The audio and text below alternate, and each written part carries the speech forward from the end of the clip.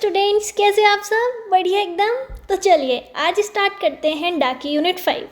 डाकी unit 1 2 3 4 already upload हो चुकी है चैनल पे। तो अब बारी है आपकी आखिरी यूनिट की, डाकी।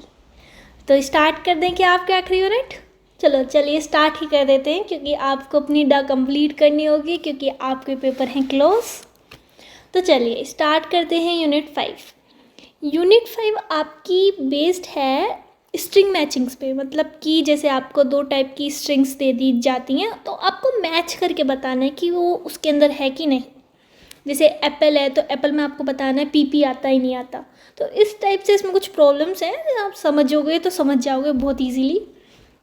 तो देखो, ये स्ट्रिंग मैचिंग के अभी 3 तरीके हैं। नेव स्ट्रिंग मैचिंग जो हम पढ़ेंगे, naive string matching, Rabin Karp string matching and Knuth Morris Pratt string matching. ठीक है, इनके नाम ही अजीब है, लेकिन घबराने की बात नहीं इनके नामों से, ये बहुत इजी एल्गोरिथम्स हैं। ठीक है, तो स्टार्ट करते हैं हम अपने पहले स्ट्रिंग मैचिंग से, नेव स्ट्रिंग मैचिंग। देखो इसमें क्या करते हैं, ये सबसे सिंपल है इन तीनों में। ठीक है, बाकी भी सिंपल ही हैं, पर ये उनसे भी सिंपल है। ठीक है, स्टार्ट करें। तो देखो, naive string matching algorithm is use to find all valid shift for a possible match. मतलब कि इसमें आप शिफ्ट निकालते हो कि आपको दूसरी स्ट्रिंग को कितनी बार शिफ्ट करना हो ताकि आपको वो स्ट्रिंग दूसरी स्ट्रिंग में मैच हो जाए। नहीं समझ आया? अब आएगा। देखो फॉर एग्जांपल, ये आपको टी गिवन है। ठीक है, और यहाँ पे क्या गिवन है, ए बी सी। ठीक है, आपको एक दूसरी स्ट्रिंग गिवन है पी, इसमें क्या है, ए बी। अब आपको पता करना है कि ए बी टी में कहाँ आ रहा है। आप देखोगे सामने से खुद ही बता दोगे कि यहाँ पे आ रहा है भैया। देखो इधर आ रहा है ना, तो सिंपल सी बात है कि ये ही पता करना है आपको। एक थोड़े से छोटे मोटे इनको नाटक सा दिखा के, थोड़ा बहुत पैटर्न वैटर्न लगा के सिंपल सी ये चीज़ बतानी है जो हमें सामने से दिख रही है। कोई बड़ी बात नहीं है, कर दोगे।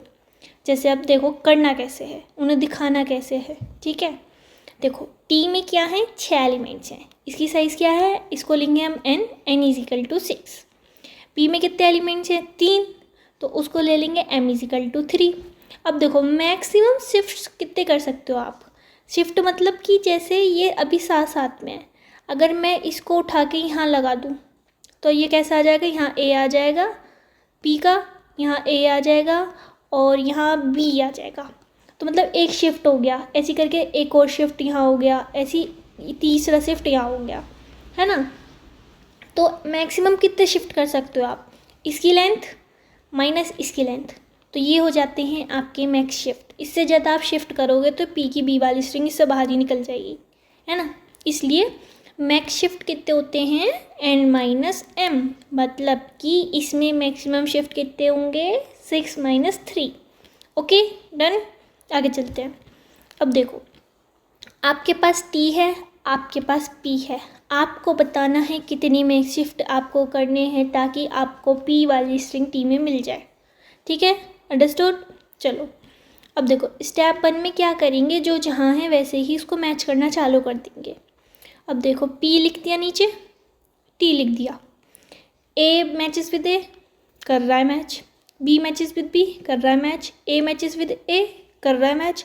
अब देखो बी मैचेस विद ए, यही बात ख़राब हो गई, इसने बात ख़राब कर दी, तो यहाँ से अब हम नहीं करेंगे ऐसे मैच, इसको कर देंगे आगे शिफ्ट। ठीक है, ये देखो we will make a shift and S is equal to 1। एक शिफ्ट हो गया और क्या करा हमने, पी को एक शिफ्ट आगे कर दिया। ठीक है, अब ए को ए से मैच नहीं करके हम ए को मैच करेंगे इसके सेकेंड एलिमेंट से। ठीक है, एक शिफ्ट कर दिया मतलब कि पी को आगे खिसका दिया एक कदम। अब ए और बी को मैच किया, इसने स्टार्टिंग में बात ख़राब कर दी, तो फिर से एक और शिफ्ट करेंगे, we will make another shift, तो ये हो जाएगी आपकी शिफ्ट 2। ओके, तो अब एक और कदम पी को शिफ्ट कर देंगे। अब आ गया पी तीसरी पोजीशन पे, है ना। फर्स्ट शिफ्ट में ही आएगा, दूसरी शिफ्ट में ही आएगा। तो अब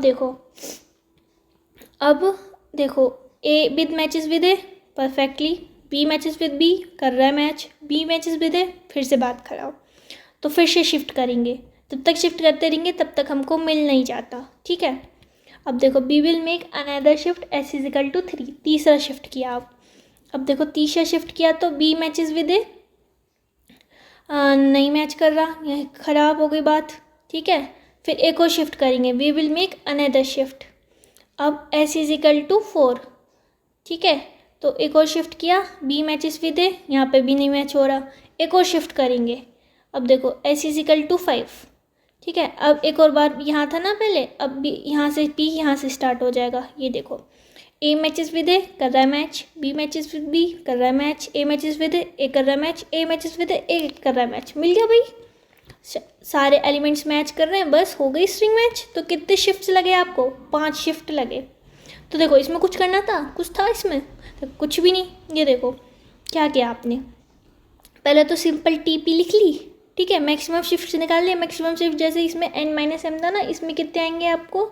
अगर आप इस क्वेश्चन के अकॉर्डिंग देखो 1 2 3 4 5 6 7 8 9, टी की लेंथ कितनी है 9, पी की लेंथ कितनी है 4, तो मैक्सिमम शिफ्ट कितने हो गए 9 - 4 मतलब 5, ठीक है।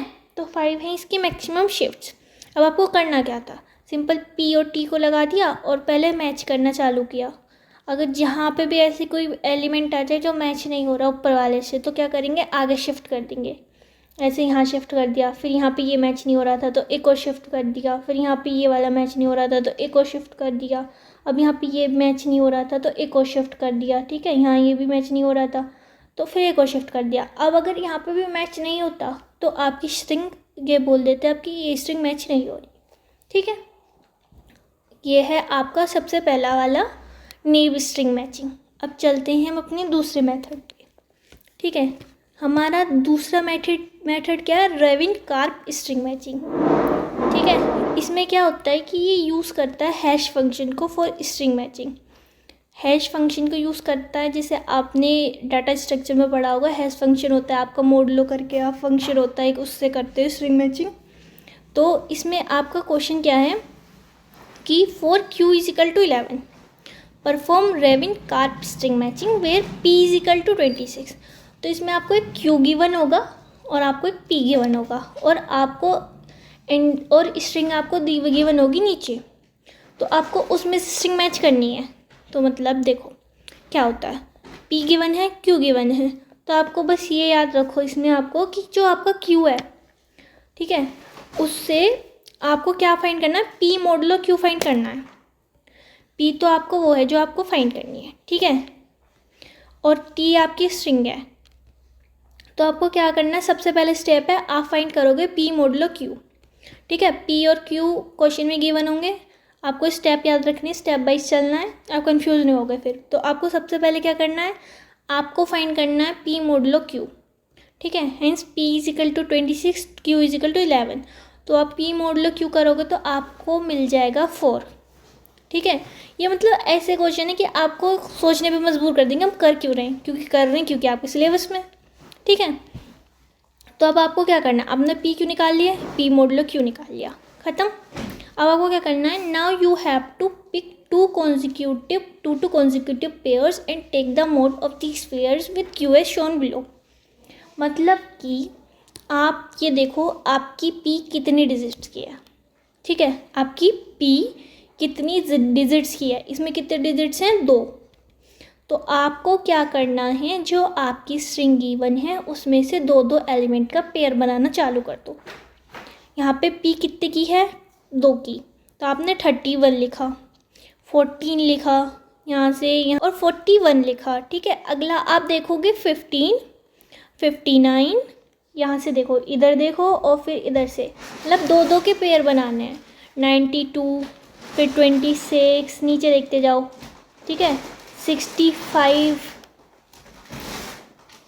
53 और 35, ठीक है, 58, ऐसे, ठीक है। अब फिर आपको क्या करना है, आपको मोड लेना है इन सबका q के साथ, जैसे 31 मोड 11, 14 मोड 11, इन सब के जो ये 2 के आपने पेयर बनाना है, इनका आपको मोड लेना है q के साथ। और फिर जिन वैल्यूज़ का मोड करके q के साथ वो सेम आ जाए जो p के साथ आ रहा था, उन वैल्यूज़ को आप अलग लिख लोगे। अंडरस्टूड? आगे समझ। अब देखो फोर किस किस के साथ आया, क्यू को मोड करके 4 किस किस के साथ आया, 15 के साथ, 59 के साथ, 92 के साथ, 26 के साथ। अब out of which 26 is the matching string, जो हमें स्ट्रिंग फाइंड कर रहे थे p इज इक्वल टू 26, वो 26 है। That's why it is called a valid hit. मतलब कुछ भी नहीं करना था, आपको सामने दिख रहा है कि 26 आपको चाहिए, और वो आपको सामने दिख रहा है कि यहाँ पर 26 है, लेकिन फिर भी आपको करके दिखाना है क्योंकि ये डा है। ठीक है। अब देखो क्या क्या आपने एक बार और देख लेते हैं। आपको एक p गिवन है, आपको एक q गिवन है, आपको p मोड q निकालना है।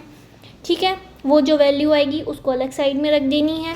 फिर आपको देखना है p हमारी कितने डिजिट्स की है, जितनी डिजिट्स की है उतने पेयर बनाने हैं t में से, फिर उनका मोड लेना है q के साथ। अब जिनका मोड q के साथ लेने पे वो वाली वैल्यू आई जिसका मोड p के साथ लेने पे आया था, उन वैल्यूज़ को अलग लिख लेंगे, और उसमें से जो स्ट्रिंग मैच हो रही है जो p है वो उसको अलग लिख लेंगे। बस वो ही बोला जाएगा आपका वैलिड हिट, स्ट्रिंग मैच हो गई, बात ख़त्म। ठीक है, ये था आपका सिंपल सा रैविन कार्प मैचिंग। कुछ था इसमें खास? कुछ भी नहीं।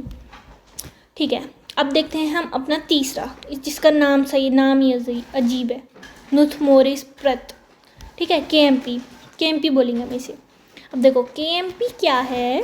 KMP is a linear time string matching algorithm run in ON, मतलब लीनियर टाइम कॉम्प्लेक्सिटी को ये फॉलो करता है।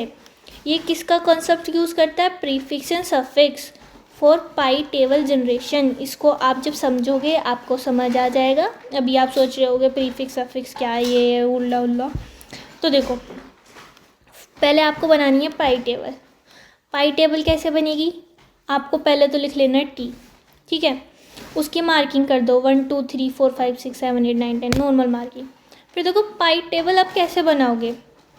जैसे ए आया, ए आपका पहली बार आया है तो आप 0 लिखोगे। जो पहली बार आ रहा है नॉर्मली उसके नीचे 0 लिख दो। देखो A0, B0 पहली बार आ रहा है, C पहली बार आ रहा है 0, D पहली बार आ रहा है 0। और अब देखो ए फिर से आया है ना, तो ए आपका पहले कौन सी पोजीशन पे आ चुका है? 1 पे, है ना। अब बी देखो, बी भी रिपीट हो रहा है, और ए बी यहाँ पे दोनों आ चुके हैं, और यहाँ पे ए बी ही आ रहा है। तो आप ये वाली इंडेक्सिंग उठा के लिख दोगे दोनों की, कि 1 पे और 2 पे ये पहले से प्रेजेंट है। ठीक है, जैसे सीक्वेंस में आ रहे हैं ना दोनों। अब ई पहली बार आ रहा है 0 लिख दिया। अब फिर से देखो, फिर से ए और बी आ रहे हैं, और ए और बी पहले से ही 1 और 2 पे प्रेजेंट है, तो इसलिए 1 2 लिख दिया। एफ पहली बार आ रहा है 0 लिख दिया। ठीक है, समझ आ गया। एक और एग्जांपल लेते हैं और अच्छे से समझ आएगा। अब देखो ए आया, पहली बार 0 लिख दिया। ए फिर से आया, अब ए आपको पता है कि पहले ए 1 पे आ चुका है तो आपने 1 लिख दिया। अब देखो फिर से ए आया, है ना। अब आप देखोगे कि ये ए का पेयर 1 2 पे पहले ही आ चुका है, ये रहा, तो आपने इसके नीचे 1 2 लिख दिया, है ना। अब देखो फिर से यहाँ आए, अब आप देखोगे कि ये वाला पेयर ए का आ चुका है पहले से 2 3 पे, तो आपने 3 लिख दिया। फिर बी देखो पहली बार आ रहा है 0। अब देखो कंटिन्यूज में होता ना तो फिर बढ़ाते जाते। अब फिर से ए आया, ए पहले अकेला ए कहाँ पे रिप्रेजेंट है? 1 पे। फिर आप देखोगे कि 2 का पेयर कहाँ पे प्रेजेंट है? सेकंड पे। ठीक है, सी पहली बार आया 0, टी पहली बार आया 0। देखो इन शॉर्ट में आपको समझाऊँ तो ट्रिक के साथ आप करना चाहते हो तो क्या करना है आपको, कि अगर जैसे ये कंटिन्यूसली आ रहे हैं तो A0 1 ये इसको इंक्रीज़ करते जाओ। ठीक है, फिर बीच में अगर कुछ और आ जाए और फिर से ए से स्टार्टिंग हो रही है तो फिर से आपको 1 से स्टार्ट कर देना है, 1 2। ठीक है, अगर एक और ए आता तो यहाँ पे 3 लिख देते, लेकिन डी के बाद ए आता तो फिर से उसको 1 लिखते। ठीक है, ये आप थोड़ा प्रैक्टिस करना, आपको आ जाएगा। थोड़ा कंफ्यूजिंग लगेगा अभी, पर नॉर्मल है, ऐसा कुछ खास नहीं है इसमें। देखो जैसे ऊपर वाले में क्या किया था कि ए और बी आया तो पहली बार आए 0 0 लिख दिया, सी डी। अब ये देखो ए बी साथ में आए और ए बी साथ में पहले आ चुके हैं। ठीक है, कौन से इंडेक्स पे? 1 2, तो इसलिए लिख दिया 1 2 यहाँ। ठीक है, अब देखो फिर से ए कुछ बीच में आ गया, है ना। अगर आता नहीं तो फिर कंटिन्यूशन में लिखते कुछ ना कुछ। पर यहाँ बीच में आ गया। अब देखो फिर से ए आया, ए हम पहले भी आ चुका है 1 पे, तो 1 लिख दिया। अब बी आया, ए बी दोनों साथ में पहले भी आ चुके हैं, कहाँ पे, 2 पे, तो यहाँ 2 लिख दिया, है ना। मतलब जहाँ पहले आ चुका है उसका वो लिख देंगे इंडेक्स, ठीक है। तो पाई टेबल बन जाती है आपकी ऐसे। ये देखो इसमें देख लेते हैं, जैसे एक क्वेश्चन है, इसमें आपको KMP का यूज़ करके सॉल्व करना है, ठीक है। आपके पास T गिवन है, ये भी स्ट्रिंग मैचिंग का ही है, और P गिवन है। तो सबसे पहले स्टेप क्या होता है KMP में, आपको बनानी है पाई टेबल, ठीक है। क्या बनानी है, पाई टेबल। कैसे, अब देखो A पहली बार आया 0 लिख दिया, B पहली बार आया 0 लिख दिया। अब A पहले आ चुका है तो उसकी इंडेक्सिंग क्या थी, 1, तो 1 लिख दिया। अब B देखो, B पहले भी आ चुका है, कहाँ आया हुआ है, 2 पे, तो 2 लिख दिया। अब D पहली बार आया है 0 लिख दिया, ठीक है। अब देखो अगर यहाँ पे फिर से A और B आता ना ऐसे, तो यहाँ फिर से लिख देते क्योंकि A 1 पे आ चुका है, B 2 पे आ चुका है ऑलरेडी, है ना, ठीक है। अब चलते हैं आगे। अब उसके आगे क्या करना होता है आपको, जैसे पाई टेबल बना लिया आपने, तो उसके आगे आप क्या करोगे, आपको देखो आपको 2 वैल्यूज़ लेनी है I और J। I तो आप स्टार्ट करोगे T, I यूज़ करोगे T के लिए, ठीक है। I किसके लिए यूज़ करोगे, T के लिए। J यूज़ करोगे P के लिए। और I हमारा स्टार्ट होगा 1 से, और J हमारा P के लिए यूज़ हो रहा है ना, J हमारा स्टार्ट होगा, किससे होगा स्टार्ट, 0 से। और आप स्ट्रिंग में चेक किस से करोगे, I से चेक करोगे, और चेक करोगे J+1, ठीक है। मतलब कि आप जब से कंपैरिजन करोगे ना, तो आप करोगे T@I का, ठीक है। थोड़ा लिखने में दिक्कत होती है इसमें, इग्नोर मारो इस चीज़ को, पढ़ाई पे फोकस करो, ठीक है। और P@J+1, ठीक है। इनके आप कंपैरिजन करते रहोगे। अब देखो आप क्वेश्चन सॉल्व करोगे तो आपको समझ आएगा। देखो देखते हैं क्या करना है हमें। पहला पार्ट तो देखो, ये देख लो क्या लिख रहा है, we will take 2 variables I and J ले लिए हमने, I for T ले ली हमने, J for P ले ली हमने। I इज़ इनिशलाइज्ड बाई 0 कर लिया, J इनिशलाइज्ड बाई नहीं, I इज़ इनिशलाइज्ड बाई 1 कर लिया, J इज़ इनिशलाइज्ड बाई 0 कर लिया, ठीक है। At each step we will compare T@I, ठीक है, डन, यहाँ पे हमने देखा। और एंड P@J+1, डन, ये भी हमने देख लिया। अब हमें क्या करना है, if T@I matches with P_J+1 then we will increment both I and J, ठीक है। अगर मैच कर रही है उसके इंडेक्स पे प्रेजेंट वाली स्ट्रिंग, मतलब T@I पे भी A है और P@J+1 पे भी A है, तो क्या करेंगे हम, I को भी एक कदम आगे बढ़ा देंगे और J को भी एक कदम बढ़ा देंगे। ये दोनों चलेंगे साथ साथ, ये खेलेंगे हम साथ साथ, ठीक है। नहीं तो अगर मैच नहीं करी तो क्या करेंगे, J is shifted to its previous position. अब प्रीवियस पोजीशन पे कैसे शिफ्ट होगा, अब देखो फॉर एग्जांपल कि J यहाँ है और इस पोजीशन पे आके J+1 मैच नहीं कर रहा, तो ये क्या होगा, J इस प्रीवियस पोजीशन पे चला जाएगा। तो यहाँ पे क्या है, पाई टेबल में देखेंगे 2, तो J पहुँच जाएगा यहाँ पे सेकंड पे, है ना। अब आप क्वेश्चन करोगे जब भी आएगा आपको समझ आ जाओ। चलो देखते हैं। अब देखो, now let's start solving this question, ठीक है। इस क्वेश्चन को देखते हैं कैसे सॉल्व होता है। तो उससे पहले हम एक काम कर लेते हैं, जो आप भी कर लेना। क्या कर लेना कि इसमें नंबर डाल लेना, जैसे ये 1, ये 2, ये 3, ये 4, ये 5, ये 6, जिससे आपको ना कन्फ्यूज़न ना हो, ठीक है। 7, 8, 9, 10, 11, 12, ठीक है, 13 और 14 और 15, ठीक है। अब देखो, अब आपको सबसे पहले क्या करना है, आपको मैंने बताया कि I इनिशियलाइज हो जाएगा 0 से आई इनिशलाइज हो जाएगा 1 से, आई इनिशलाइज हो जाएगा 1 से और जे इनिशलाइज होगा 0 से। पर ना देखो ये लेके क्या चल रहा है, j+1, तो एट द एंड आई जितनी वैल्यू तो आएगी। अगर आई में 1 है और जे में 0 है फिर भी तो j+1 1 ही हुआ। बस ये इसलिए करते हैं क्योंकि आप जैसे पीछे वाले पे जंप करोगे ना, उसने बोला था ना, ये देखो यहाँ पे लिखा हुआ है ना कि अगर स्ट्रिंग नहीं मैच करे, ठीक है, then J shifted to its previous position, इसके लिए लिखते हैं हम, ठीक है ना। तो बात वही है कि वो मैच कर रहा है वैसे। अब देखो आई की वैल्यू 1 है, जे की वैल्यू 0 है, पर वो चेक तो वही कर रहा है ना। तो देखो P1 और T1 मैच है, ठीक है, तो दोनों का इंक्रीमेंट कर दिया, आई यहाँ आ गया और जे यहाँ आ गया, ठीक है। अब ये देखो T2 और P2 मतलब जे की वैल्यू 1 है पर 1+1 लेके चल रहा है ना, तो वो 2 ही हो गया, तो मैच हो रहा है, जे भी इंक्रीमेंट होगा और आई भी इंक्रीमेंट होगा, ठीक है। अब T3 और P3 याद रखना है, इसमें कंफ्यूज मत होना कि मैंने ये 3 लिख रखा है तो इसका मतलब ये है कि जे की वैल्यू 3 है, जे की वैल्यू 2 है, वो j+1 है 3, ठीक है। अब इसी के हिसाब से चलेंगे, ठीक है। अब T3 और P3 दोनों मैच हो रहे हैं, बल्ले बल्ले शाबाश, ठीक है।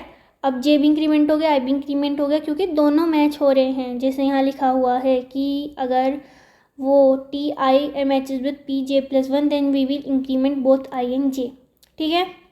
अब देखो T4 और P4 दोनों मैच हो रहे हैं, ठीक है, आई प्लस यहाँ आ जाएगा, जे यहाँ आ जाएगा। अब ये देखो T5 और P5 मैच नहीं हो रहे हैं, ठीक है, ये दोनों मैच नहीं हो रहे हैं, इन दोनों ने यहाँ पे काम ख़राब कर दिया है, तो क्या होगा, नॉट मैच, जे बन जाएगा 2। कैसे हो गया, अब ये देखो जे आपका यहाँ था, जे मतलब जे तो आपका 4 पे था ना, j+1 चेक कर रहा है, मतलब कि जे आपका 4 है, ठीक है, तो इससे चेक किया 5 मैच नहीं हुआ, तो क्या हुआ, इसमें पाई टेबल में जे पे वैल्यू क्या है 2, तो ये यहाँ पे पहुँच जाएगा जे, ठीक है। जे की वैल्यू अब आपकी क्या हो गई, अपडेटेड वैल्यू जे हो गया अब आपका 2, ठीक है।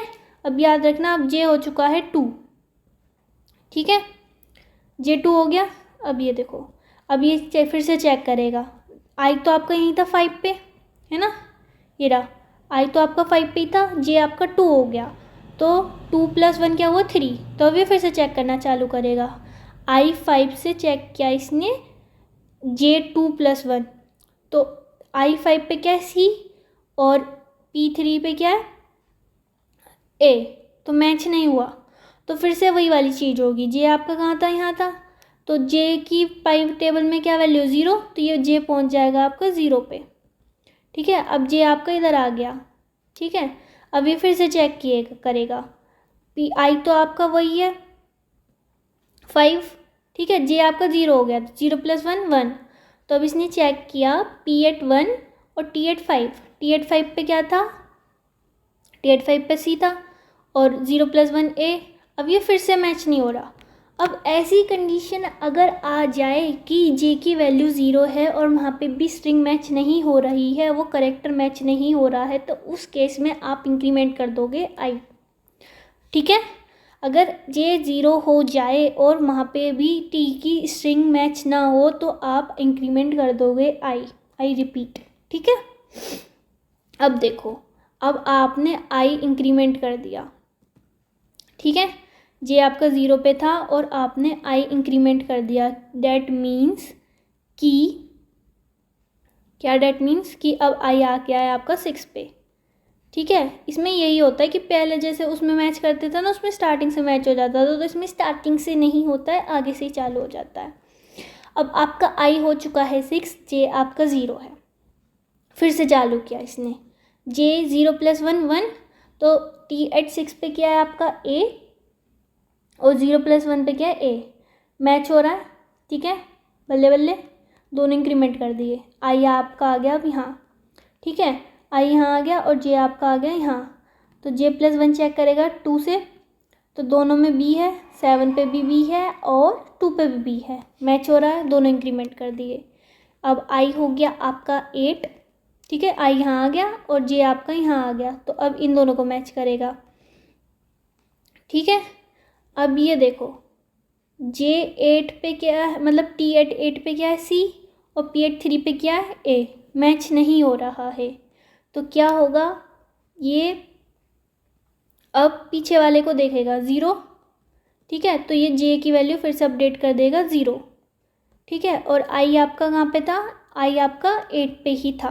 अब फिर से चेक करेगा 0 + 1 1। अब C और A यहाँ पे भी मैच नहीं हो रहे, ठीक है। तो यहाँ पे अब फिर से देखो, यहाँ पे मैं वही वाली कंडीशन हो गई, J 0 है और मैच नहीं हो रहा है, तो I को इंक्रीमेंट कर देंगे। तो अब आपका I कहाँ आ गया, 9 पे आ गया आपका I, ठीक है। याद रखना आपका I आ चुका है 9 पे, और J की वैल्यू भी 0 है। फिर से स्टार्ट किया इसने, T@9 और P@1, A मैच हो रहा है, दोनों इंक्रीमेंट कर दे। I 10 हो गया और J आपका 1 हो गया, तो 1 + 1 2, यहाँ पे मैच हो रहे हैं, फिर से दोनों इंक्रीमेंट कर दिए, ठीक है। T11 हो गया, T11 हो गया, और J हो गया आपका 2, तो 2 + 1 3, यहाँ पे मैच हो रहे हैं आपके, ठीक है। ये आपका 11 से मैच हो रहा है, कोई दिक्कत नहीं है। अब T@12 पे क्या है B, ठीक है, और J भी इंक्रीमेंट हुआ है आपका, क्योंकि दोनों मैच कर रहे थे, तो ये भी मैच हो रहा है, कोई दिक्कत नहीं है। अब T13 और P5, ठीक है, यहाँ पे आ रहा है आपका A और यहाँ पे आ रहा है आपका D, ठीक है। यहाँ आपकी दिक्कत हो गई, तो फिर से मैच नहीं हुआ, तो फिर से ये J + 1 था 5, है ना, J आपका क्या था 4, तो देखेगा ये कहाँ पे पॉइंट कर रहा है 2 पे, तो ये फिर से वहीं पहुँच जाएगा, सेम प्रोसीजर, है ना।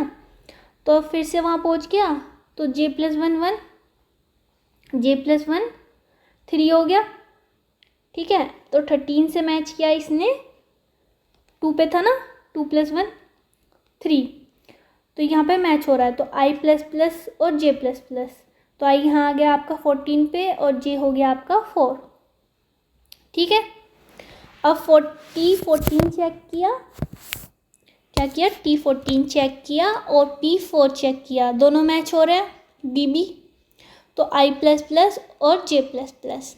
अब T15 चेक किया और P5 चेक किया, G की वैल्यू 4 है ना, 4 + 1 5, मैच हो गए, ठीक है। तो ऐसा पहली बार हुआ कि सारी मैच हो गई 5 तक, है ना।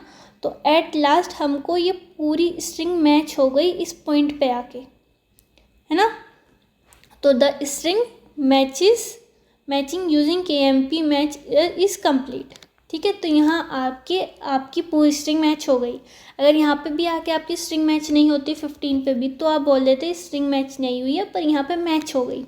तो आपने किया क्या, देखो J को 0 से स्टार्ट किया, I को 1 से स्टार्ट किया, और फिर मतलब चेक करते गए I1 J1, मतलब J 0 से स्टार्ट किया, तो मतलब वही P1 T1 चेक किया, P1 चेक किया, मैच हो रहा है, ठीक है। और ठीक ही मैच हो रहा है, तो I++ कर दिया, J++ कर दिया, फिर ऐसे ही चेक करते गए। अब अगर ऐसी पॉइंट आ गया कि जहाँ पे मैच नहीं हुआ, तो आप क्या देखोगे, J को देखोगे, और J जहाँ पॉइंट कर रहा है, जैसे यहाँ पे ये दोनों मैच नहीं हुए थे इसमें से, तो J जहाँ पॉइंट कर रहा है वहाँ पहुँच जाएगा, ठीक है। अब जब तक वो मैच ना हो, J जहाँ जहाँ पॉइंट कर रहा है वहाँ पहुँचता रहेगा, और अगर J 0 पे पहुँच गया और वह भी मैच नहीं हो रहा, तो I++ कर दोगे, ठीक है। नहीं तो नॉर्मली I++ J++, ठीक है, सिंपल है ना, ठीक है। तो बस आप एक बार और देखना इसको, फिर आपको समझ आ जाएगा। ये अभी थोड़ा अजीब सा लग रहा होगा, एक क्वेश्चन और प्रैक्टिस करना, या इसी क्वेश्चन को खुद से करके देखना, तो आपको समझ आ जाएगा, ठीक है। अब चलें हम आगे। तो देखो आगे क्या है आपका, आगे है आपका कि ये कुछ प्रॉब्लम्स होती हैं कि NP कंप्लीट, ये सब देख कहाँ गया, हाँ। तो देखो कुछ टाइप्स की ये वो होती है, डेफिनेशन है इनकी, NP हार्ड और NP कंप्लीट, ठीक है। अब इनको देखते हैं। P क्या होता है, एक्चुअली P स्टैंड कर रहा है इधर पोलिनोमियल के लिए, ठीक है। तो a problem which can be solved in polynomial time is known as P class problem, मतलब जो प्रॉब्लम पोलिनोमियल टाइम में सॉल्व हो सकती है, जैसे कि O(n)k पोलिनोमियल टाइम है ना ये, उसको बोलते हैं पी क्लास प्रॉब्लम। याद करो, जो प्रॉब्लम पोलिनोमियल टाइम में सॉल्व हो जाए उसे बोलते हैं P class problem, nothing special. जैसे शॉर्टिंग एंड सर्चिंग। अब देखो NP क्या होती है, a problem which can not be solve in polynomial time but can be verified in polynomial time. मतलब वो सॉल्व ना हो पोलिनोमियल टाइम में पर वेरीफाई हो सके पोलिनोमियल टाइम में, तो उसको बोलते हैं NP क्लास। ठीक है, जैसे नैपसैक प्रॉब्लम TSP एग्जाम्पल याद कर लेना। अब देखो NP हार्ड प्रॉब्लम क्या होगी, the problem that can not be solve in polynomial time are called NP hard, जैसे होल्टिंग प्रॉब्लम। ठीक है, 3 टाइप की है। P वाली पोलिनोमियल में हो जाएगी, NP मतलब पोलिनोमियल में नहीं होगी पर वेरीफाई हो सकती है, NP हार्ड में वो नहीं होगी पोलिनोमियल टाइम में। ठीक है, अब एक और होता है आपका NP कंप्लीट। ये एक तरीके से कॉम्बिनेशन, मतलब बोथ है ये, NP और NP हार्ड। ठीक है, NP complete problems are a subset of NP problems that are both NP and NP hard. NP मतलब solution can be verified in polynomial time. ठीक है, वेरीफाई हो सकता है। NP हार्ड मतलब as hard as the highest problem in NP। अब देखो any NP problem can be reduce to its polynomial time. मतलब एक तरीके से अगर B है और B को आप पोलिनोमियल टाइम में रिड्यूस कर दो तो उसको आप बोल सकते हो NP कंप्लीट। ठीक है, तो ये इसमें होता है सबसेट सम प्रॉब्लम, इसका एग्जांपल। तो NP कंप्लीट कौन सी होती है, NP जो सबसेट होती है NP का और NP हार्ड का। ठीक है, कुछ अब आपके देखो 2 टाइप्स के एल्गोरिथम होते हैं। देखो एक है आपका रैंडोमाइज्ड एल्गोरिथम और एक है आपका अप्रोक्सीमेशन एल्गोरिथम। अब देख लेते हैं ये होती क्या है। देखो randomized algorithms are algorithm that make random choices. ठीक है, जो रैंडम चॉइसेस करते हैं during their execution to achieve certain goals like simplicity, speed और एफिशिएंसी। मतलब जिनके अंदर रैंडम चॉइसेस होती है ना, रैंडम चॉइसेस हम यूज़ करते हैं जिससे कि हमें फास्ट एग्जीक्यूशन हो सके। जैसे कि आपका शॉर्टिंग में होता है, क्विक शॉर्ट में होता है कि हम रैंडमली एलिमेंट चूज़ कर रहे हैं एक तरीके से ऐसे। तो randomized algorithms are algorithm that make random choices during their execution.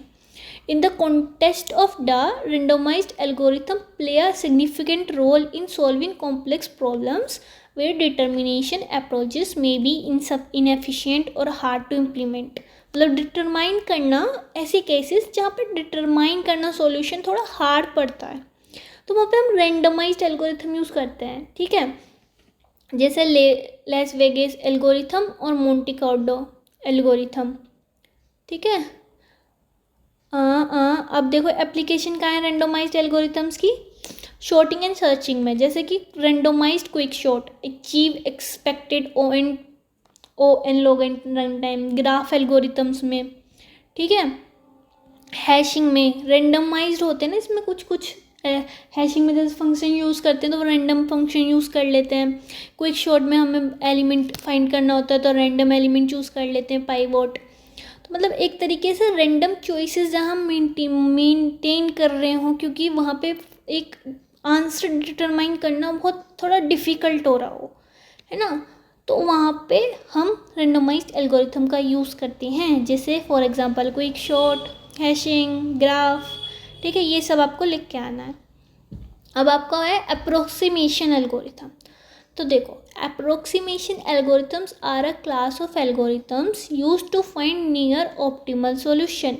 जहाँ पे आपको एक ऑप्टिमल सॉल्यूशन फाइंड करना हो to optimize problems, particularly when finding the exact solution. जहाँ आपको एग्जैक्ट सॉल्यूशन चाहिए होता है, एक नियरली ऑप्टिमल सॉल्यूशन चाहिए होता है, मतलब कि फिजिबल सॉल्यूशन, तो वहाँ पे आप अप्रोक्सीमेशन एल्गोरिथम का फाइंड करते हो जहाँ आपकी अप्रोक्सीमेशन बहुत ज़्यादा चाहिए हो, है ना।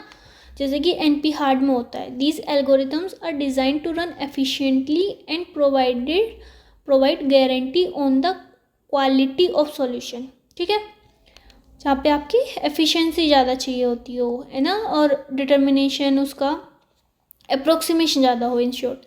जैसे कि greedy algorithms, relaxation based algorithms, primal dual algorithm, ठीक है। Example vertex cover problem, travelling salesman problem, TSP, है ना। तो देखो यहाँ पे ख़त्म हो जाती है आपकी डा की यूनिट 5B। तो आपका डा की सारी यूनिट्स कंप्लीट हो चुकी हैं। अच्छे से अपनी डा प्रिपेयर कर लो। बाकी सब्जेक्ट्स भी अपलोड हो रहे हैं, धीरे धीरे सारे अपलोड हो जाएंगे। आपके एग्ज़ाम्स आने वाले हैं। इसमें मैंने सारा जो भी इम्पोर्टेंट है 5th यूनिट के लिए सब कुछ कवर करा दिया है। तो अच्छे से प्रिपेयर करो ताकि आप एग्ज़ाम को फोड़ के आ सको, ठीक है। All the best for exams. Bye bye, मिलते हैं अगली वीडियो में। Thank you for watching.